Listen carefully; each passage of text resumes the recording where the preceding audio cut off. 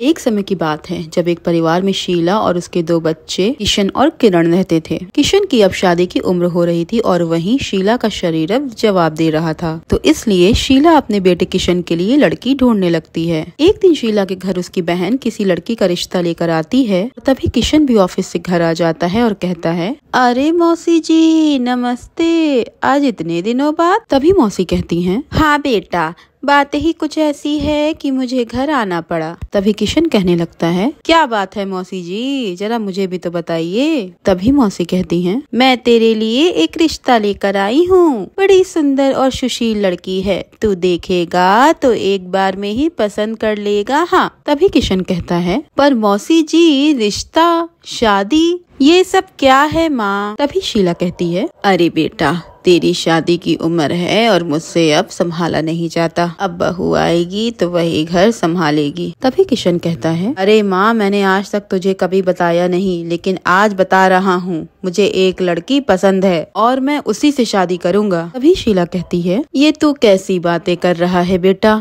ऐसा मत बोल, हमारे घर में कभी भी किसी ने अपने पसंद से शादी नहीं की, और देखना अभी तो किरण की शादी होनी है, अगर तू ऐसे शादी कर लेगा तो भला उससे कौन शादी करेगा। तभी किशन कहता है, देखो माँ, मेरे सामने ये सब फालतू की बातें मत करो, मैंने बोल दिया तो बोल दिया, शादी करूंगा तो पूनम से ही करूंगा, वरना किसी से भी नहीं करूंगा। किशन वहाँ से बड़बड़ाता हुआ निकल जाता है और किशन की माँ और मौसी एक दूसरे की शक्ल देखने लगते हैं। तभी मौसी कहती है, हे भगवान, आजकल के बच्चे, क्या करें इनका।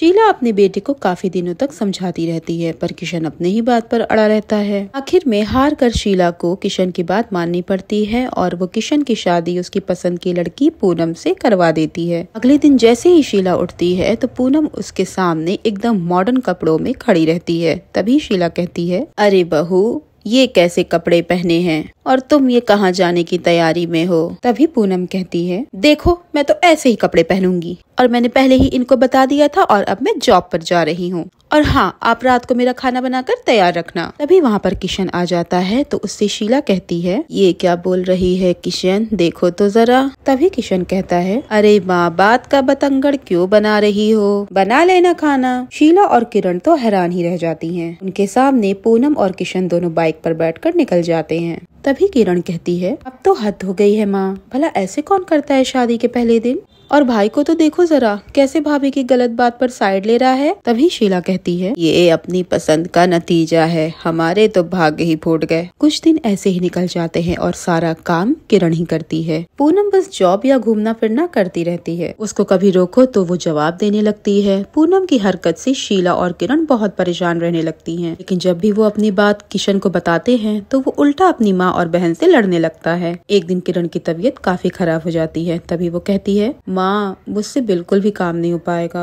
आप भाभी को बोलो, मैं हमेशा घर का सारा काम करती हूँ, आज वो इतना तो कर ही सकती हैं। शीला अपनी बहू पूनम को जाकर बोलती है। वहाँ पर किशन भी खड़ा होता है, इसलिए पूनम कुछ बोल नहीं पाती और कहती है, हाँ ठीक है माँ जी, मैं कर लूंगी सब काम, आप चिंता मत करो। अपनी सास और पति के जाते ही पूनम को बड़ा गुस्सा आता है। वो मन ही मन अपनी सास और ननद को खूब गाली देती है और कहती है, मैं क्यों करूँ काम, हद हो गई इनकी तो, अब बताऊंगी इनको मैं। अब पूनम सारे काम उल्टे कर रही होती है। शीला ये सब देख रही होती है, पर वो कहे भी तो क्या। उसके बाद पूनम खाना बनाती है और वो सारी रोटियां जानबूझकर कच्ची पक्की कर देती है। तभी शीला कहती है, बहू, ये रोटी थोड़ी और सेक दे, थोड़ी कच्ची है और मुझसे चबेगी नहीं। इतना सुनते ही पूनम घर में कलेश कर देती है और कहती है, देख लो अपनी माँ को, मैं सुबह से काम में लगी हुई हूँ और इन्हें अभी भी दिक्कत है, मेरी अच्छी खासी रोटियों में कैसे नुक्स निकाल रही हैं। मैंने आज तक बोला कि इनकी बेटी कैसी रोटी बनाती है। तभी शीला कहती है, अरे वो तो कितनी बढ़िया रोटी बनाती है। तो किशन कहने लगा, अरे अब तो हद है माँ, अगर पसंद नहीं आ रही तो खुद बनाया करो अपनी रोटी, फालतू में जब देखो तब घर के कलेश। शीला बिना गलती के फिर से बुरी बन जाती है। पूनम को अब समझ में आ जाता है कि कैसे अपनी सास को अपने पति की नजर में गलत बनाना है। वो सारे काम उल्टे करती है, जिससे उसे कोई भी काम करने को ना बोले, और अगर बोले तो पूनम रोना शुरू कर देती और अपनी सास की ही गलती निकालती। शीला और किरण का घर में जीना बड़ा ही मुश्किल हो जाता है। कोई दोनों से बात नहीं करता। शीला की तबीयत भी दिन पे दिन बिगड़ने लगती है, पर पूनम उसे दवा नहीं दिलाती। बेचारी तड़प तड़प कर ही मर जाती है। तभी किरण आती है और रोने लगती है और कहती है, माँ, अब तुम्हारे बिना मैं कैसे जीऊंगी, मेरा कौन है तुम्हारे सिवा। तभी पूनम कहती है, अब बताऊंगी मैं इसको, अगर मैं इसे नौकरानी बनाकर ना रखा ना तो मेरा नाम भी पूनम नहीं। किरण बेचारी रोती रहती है और उस रात रोते रोते ही सो जाती है। अगले दिन से जब पूनम अपनी ननद किरण पर अत्याचार करती है तो उसकी मानसिक स्थिति भी खराब हो जाती है। एक दिन पूनम बड़े आराम से अपने कमरे में बैठकर सेब खा रही होती है, तभी अचानक से उसकी सास उसके पीछे आ खड़ी होती है और कहती है, बहुत जुल्म किए इसने हम पर, लेकिन अब मैं आ गई हूँ अपने एक एक अत्याचार का बदला लेने। छोड़ूंगी नहीं मैं तुझे, तेरी वजह से मेरा पूरा घर बर्बाद हो गया, मैं भी मर गई और मेरी बेटी की हालत भी इतनी बुरी कर दी तूने। तभी पूनम कहती है, किरण इधर आ, मेरे नाखून इतने बढ़ गए, चल जल्दी से इसे काट के साफ कर दे, जल्दी आ नेल कटर लेकर। तभी चुड़ैल सास कहती है, हे भगवान, अब ये औरत मेरी लड़की से ये सब काम भी करवाएगी, इसे तो मैं बताती हूँ अभी। चुड़ैल सास किरण के भेष में नेल कटर लेकर आती है। पूनम बड़े मजे से उसके सामने पैर रख देती है। किरण पूनम का पैर पकड़ती है और उसके नेल्स के साथ साथ उसकी चमड़ी भी काट डालती है। पूनम बुरी तरह चिल्लाने लगती है, हाय मैं मर गई, कितनी बुरी तरह से उंगलियां काट दी इसने। चीखने की आवाज सुनकर किशन जल्दी से भागता हुआ आता है और पूनम से पूछता है कि क्या हुआ। पूनम इशारा करके किरण के ऊपर इल्जाम लगाती है कि इसने उसकी चमड़ी काट दी है। अभी किशन कहता है, ये क्या बोल रही हो पूनम, किरण तो मेरे साथ खड़ी है, तुम किसकी तरफ इशारा कर रही हो। तभी पूनम कहती है, अरे अभी तो ये मेरे सामने बैठ के मेरे नेल्स काट रही थी और फिर मेरी उंगलियां भी काट दी। तभी किशन कहता है, अरे पूनम तो कब से मेरे साथ बाहर काम करवा रही थी, समझी। पूनम हैरान हो जाती है और किशन की नजर में झूठी भी बन जाती है। पूनम को चलने फिरने में बड़ी दिक्कत हो रही होती है। वो जैसे तैसे करके रसोई में खाना बनाने के लिए जाती है क्योंकि किरण किशन के साथ बाहर होती है। रसोई में पूनम देखती है कि किरण कचौड़ी खा रही है। उसे जरा सा भी अंदाजा नहीं होता कि वो किरण दरअसल किरण के भेष में उसकी चुड़ैल सास है।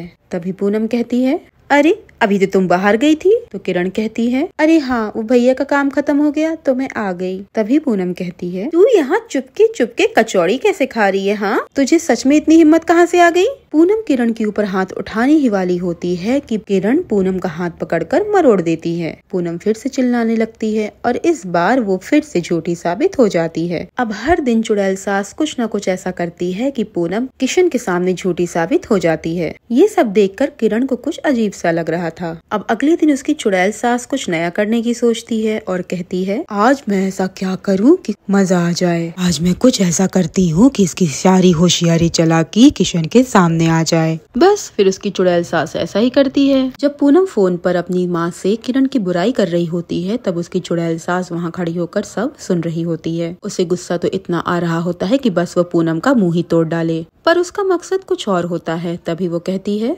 कोई नहीं बहू रानी, कर ले, जितनी मर्जी हो मेरी बेटी की बुराई कर ले, अब तुम मुझसे बच नहीं पाएगी। चुड़ैल सास कुछ ऐसा जादू करती है कि किशन को कॉन्फ्रेंस कॉल लग जाती है। जैसे ही किशन फोन उठाता है तो उसके ये सब सुनकर होश उड़ जाते हैं। पूनम अपनी माँ से फोन पर कह रही होती है, अरे माँ तुम चिंता मत करो, मैं तुमसे 4 कदम आगे हूँ। मैंने तो किरण को नौकरानी बनाकर रखा है और ये तो अपनी बहन से नफरत करते हैं, नफरत। तभी दूसरी तरफ पूनम की माँ कह रही होती है, बस अब तुझे अगला कदम पता है ना क्या है। तभी पूनम कहती है, हाँ माँ, जो अगले हफ्ते लड़का आ रहा है ना, बस उसे देखना है। अगर रिश्ता अच्छा हुआ तो शादी करने से रोकनी है, अगर बुरा हुआ तो इसे वहाँ छेपना है। तभी दूसरी तरफ पूनम की माँ हंस रही होती है और कहती है, सास भी लुढ़का दी और आज तक पता नहीं चला किशन को कि तूने उन्हें एक दवाई की गोली नहीं दी। बस अब ऐसे ही तू इस किरण को ठिकाने लगा और याद रखना ये कभी ससुराल से यहाँ ना आए, फिर तू और तेरा पति घर में राज करना, राज। तभी पूनम कहती है, हाँ माँ बस तुम देखती जाओ। ये सब बातें सुनकर किशन के होश उड़ जाते हैं। वो घर तो आता है पर पूनम से एक शब्द भी नहीं बोलता।